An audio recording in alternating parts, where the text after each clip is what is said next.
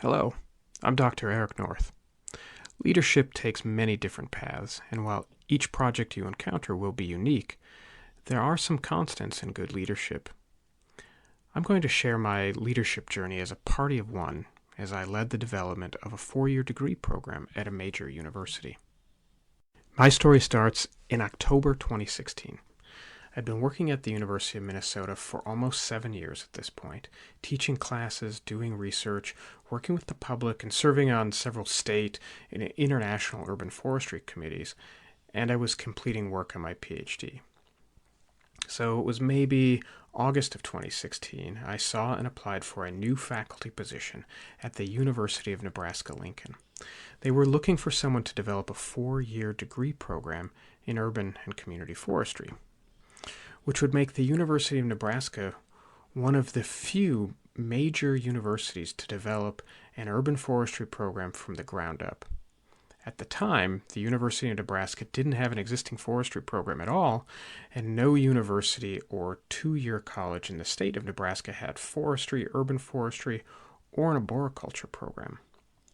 So this was a pretty exciting opportunity for me.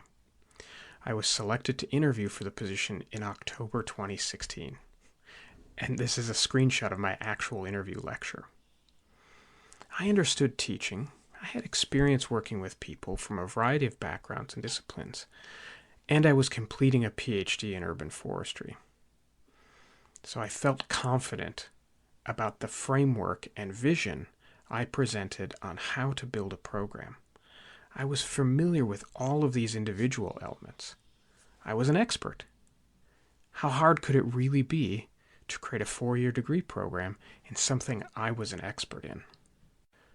The interview went well, and I was hired and started the new position in April of 2017. I was given an office and an account code for my budget to begin the process of creating urban forestry courses and ultimately the curriculum for a 4-year Bachelor of Science degree in urban forestry. Nebraska is not a state with a lot of forests, and this hadn't occurred to me when I was thinking about the position and my mission. But I was not deterred. I had had great experiences with students. Students love trees, forests, and natural resources. That was my experience. This is one of my former students from the University of Minnesota. She was excited to learn and to explore the trees on campus and in her neighborhood. I thought it was going to be easy to get students interested in taking classes to study trees and urban forestry. Well, I underestimated the lack of interest, as you can see from the faces of some former students in Nebraska, who all eventually came to see plants as at least important, if not interesting. A significant barrier to successfully completing my objective was a lack of awareness, not just about urban forestry as a discipline, but really of plants and trees in general, a phenomenon known as plant blindness. Plant blindness is a phenomenon where people might simply see green, but they don't register that they're looking at different species or even whole ecosystems. Clearly, I was going to need some help, and there was no budget for a staff beyond me. Let's take a quick step back. A key to succeeding in any project is to have a clear objective, and my objective was very clear: develop a 4-year Bachelor of Science degree program in urban and community forestry. The process to accomplish my objective was less well defined. It turns out very few academics or professors have ever created a degree program from scratch. Few have even created an entire course from the ground up. Most professors simply inherited these courses and programs. So, like any good scientist, I needed data, and that meant talking with people. We all have different ways of looking at things and different visions of where things should be, and incorporating those different perspectives are important aspects to successfully accomplishing project objectives. I met with academics and university staff. I sent surveys to students, nonprofits, and industry. They all had different things to say and different approaches or reasons they thought developing a program was a good idea. And based on the results of the surveys, there at least appeared to be an interest in what I was hired to do, which is a good place to start from. So now that I had some data to work with, I had a better idea of what help I needed. I started engaging more directly with people and wanted to meet them where they were at, their interests, their needs. My goal in doing this was to figure out how we could work together to accomplish our larger objective of creating the degree. I met with Sarah. Sarah is an academic advisor who oversees the success of over 200 students in the School of Natural Resources. Her interests are really in getting students graduated in a timely manner, which means helping them find and register for courses and select or change their major. Sarah is the first and often the main contact for students in the School of Natural Resources, and she truly is knowledgeable and a wonderful person. She was critical to developing the curriculum and selecting which course should or shouldn't be included. She had a deep institutional knowledge that most professors simply don't have. Sarah also could help direct students into my new courses if they were looking for options. I also met with Elise. Elise is a recruiter for the programs offered in the School of Natural Resources. She's interested in making sure students had a positive experience and that parents were reassured that their kids could actually get a job once they graduated. Elise was instrumental in understanding how to talk about the program with potential students and their parents. I sat in on meetings with Elise and paid for her to come to conferences with me, so we both had a better understanding of each other's areas of expertise and what it meant for future students. By meeting both Sarah and Elise first at their interests and concerns, I had a better understanding of what a successful program would look like. They had expertise I didn't, and I could explain my vision, and together we could blend our interests and then work toward my larger objective of creating the program. Drew, the guy suspended in the tree, was a professor at the School of Natural Resources. He's a really brilliant statistician. He was coming into work one morning, and I was preparing for a climbing class. He showed interest in what I was doing, so I engaged with him right away by getting him into a climbing saddle and showing him the basics of technical tree climbing. Drew wasn't so much interested in urban forestry as he was in the unique student opportunities. By roping in Drew, he had a better idea of what I was working on and how it might relate to students he interacted with. Drew also sat on the college curriculum committee that my courses and degree would eventually have to go through. He's now an important ally, and he became a good friend. Tiffany Hangmoss, the dean of teaching for the college, viewed undergraduate teaching as a critical part of the university's mission. She and I met to talk about the value and importance of excellence in teaching. In the College of Architecture, Mark Hoisted was the head of the landscape architecture program. I met with Mark to ask how my courses could benefit students enrolled in his program. We ended up adjusting not just the curriculum I was building, but also the landscape architecture curriculum to include some of the courses that I was developing. By engaging with people in different positions at different levels throughout the university, I was able not only to share my vision, but incorporate the experiences of other professionals. Engagement is not enough. It simply isn't possible to engage with everyone. You need to actively incorporate what people already know. There was a lot of pride and love for the Nebraska Cornhuskers and the Big Red N, and I wanted to tap into that pride to show people and potential students what an urban forestry program had to offer.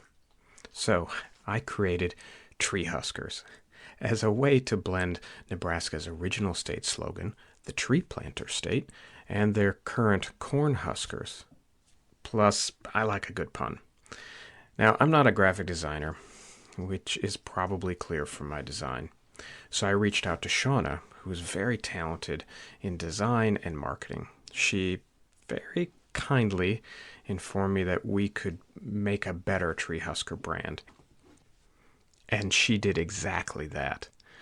This is an actual brand Shauna designed and had made. You do not have all of the skills you need to meet most objectives, and will need to incorporate the skills of other people. Hire a Shauna, someone who can take your vision or idea and use their expertise to create and evolve it. Empower people you work with to explore ideas and give recognition for their efforts, not as a gimmick, but as a genuine expression of your appreciation. Shauna is someone with many talents, and in her former career she was a journalist. Because she had the freedom to use her talents to help advance the development of the degree program, she was able to use her journalism background to connect me with local newspapers to help explain to people what we were doing. Communication of ideas and objectives is a critical part of leadership. Shauna was so good at getting the word out about what we were doing that I was contacted by a journalist to do a fun story on Groot. Groot is the Marvel character. It's kind of a humanoid tree. Never underestimate the power of connecting with people in a variety of ways and engaging them in their interests. It's important for people to have the freedom to follow and express their unique ideas for how to contribute to the larger project. This is a photo of a hyena cub that I took in Botswana. What in the world does a hyena cub in Botswana have to do with urban forestry? Well, I was riding up in an elevator with John Carroll, the director of the School of Natural Resources, and he mentioned that for 20 years he'd been leading a study abroad course on wildlife conservation in Botswana. I immediately asked if I could go with him, and he said, "No, you're an urban forestry guy and you just started." I explained that I could help students connect trees and plants to the animals the students would be studying. Building connections between different systems would help students better understand the world that they were studying and give me the opportunity to expose students to part of what an urban forestry program had to offer. A few weeks later, John took a chance, and together we led 18 undergraduate students on a month-long course in the wilds of Botswana, in tents with no power and no internet. The course was a success. The students loved to tell me after the course what they first thought when they met me. They thought I was a weird tree guy, and they didn't really understand what the heck I was doing on this wildlife conservation program. By the end of the course, the students had favorite trees. We did a baobab locating and measuring project to help them understand some of the tools and techniques used in urban forestry for assessing trees. Kyle, in the lower left, pointed to that tree as his favorite tree. Here the students stopped to appreciate the cultural significance of trees and people. This is a key lesson in urban forestry. It's all about the people, not the trees. When we returned home, about half of the 18 students signed up for more urban forestry courses, with several changing their majors or adding the urban forestry minor. By challenging everyone's assumptions, including my own, I was able to see and experience opportunities to engage with students and faculty in a unique way that ultimately improved the developing program. This is the power of challenging assumptions. I was hired to create an urban and community forestry program, but urban is a 5-letter word in Nebraska. Okay, urban is a 5-letter word everywhere, but the point is that many of the students and Nebraskans I heard from expressed a negative association with the word urban. And my view of urban forestry is really anywhere we plant trees primarily for the benefit of people, which includes towns and cities from a few dozen residents to millions of residents. After hearing what people were either directly or indirectly telling me, we decided to name the program Regional and Community Forestry to better meet people where they were and not use language that would be off-putting. People will often let you know what they are thinking. And good leaders truly hear and incorporate people's concerns and preferences. To summarize, leadership is talking with people in a way that engages their interests and actively incorporates people and their ideas while challenging your assumptions and hearing the input from others. For me, teaching and leadership are really the same thing. Good leaders and good teachers are trying to get the best out of people they work with, while guiding people in their careers or education to do something they are proud of and engaged in. I want to give one last analogy or framework to consider in developing your leadership skills. Imagine you have to get your team to the same destination at the same time. Your objective: arrive at the destination by Friday at 10 a.m. Central Daylight Time. The objective is clear and specific to minimize confusion. However, you have a team of people and there are 6 different vehicles and you can only drive one car. So you need to rely on others to know the objective and trust them to complete the objective. Everyone is starting with the destination in mind and when they need to get to the destination. But your team should be free to choose different routes.